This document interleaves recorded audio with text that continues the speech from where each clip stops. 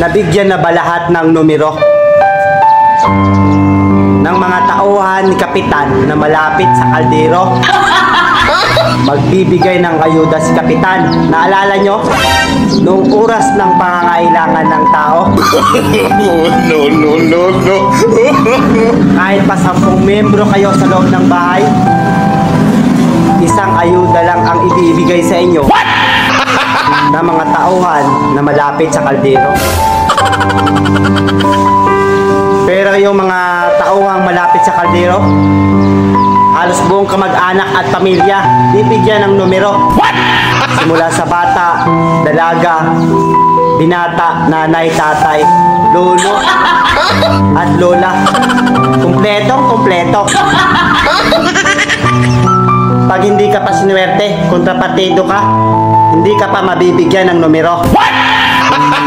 Pero ngayong nalalapit na yung botohan, No. magbibigay ulit ng numero yung mga tauhan ni Kapitan na malapit sa kaldero. Tatanungin kayo kung ilan kayo lahat sa loob ng isang bahay. Bawat isa sa inyo ay mayroong ayuda. Kasi malapit na yung botohan.